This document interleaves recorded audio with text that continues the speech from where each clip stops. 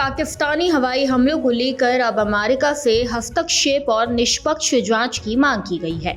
Bloch American Congress के अध्यक्ष तारा चंद ने अमेरिकी राष्ट्रपति डोनाल्ड ट्रंप को पत्र लिखकर सुराब में हुए कथित हवाई हमलों की जांच करने की अपील की है।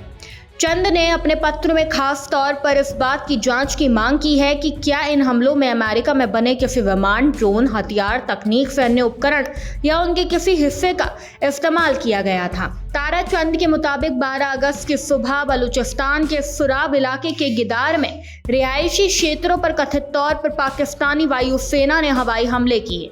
इन हमलों में महिलाओं और बच्चों समेत 30 से ज्यादा आम नागरिकों के मारे जाने का दावा किया गया है। साथ ही कई घरों और संपत्तियों को भारी नुकसान पहुंचाने की बात भी कही गई है। हालांकि इन दावों की स्वतंत्र रूप से पुष्टि नहीं हुई है।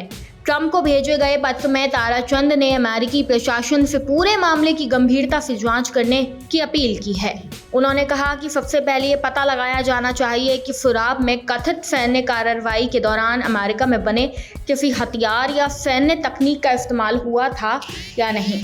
इसके साथ ही पाकिस्तान को दिए गए अमेरिकी रक्षा उपकरणों के एंड यूज यानी अंतिम फैसले की भी समीक्षा करने की मांग की गई है।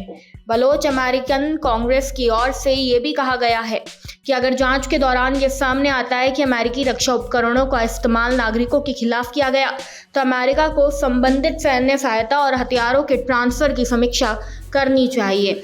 साथ ही अगर हथियारों के इस्तेमाल से जुड़ी शर्तों का उल्लंघन सामने आता है तो जिम्मेदारी तय करने के लिए निष्पक्ष जांच कराई जानी चाहिए। इस मामले को लेकर बलोच कार्यकर्ताओं और मानवाधिकारों संगठनों की ओर से भी पाकिस्तान के आधिकारिक दावों पर सवाल उठाए गए हैं। उनका आरोप है कि सुराब में आम नागरिकों को जानबूझकर निशाना बनाया गया और इस कार्रवाई के कारण स्थानीय लोगों को भारी नुकसान हुआ।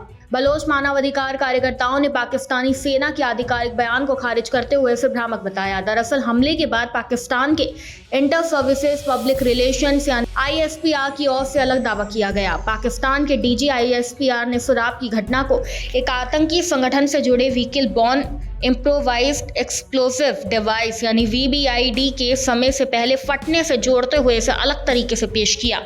यही वजह है कि घटना को लेकर दोनों पक्षों के दावों में बड़ा अंतर दिखाई दे रहा है।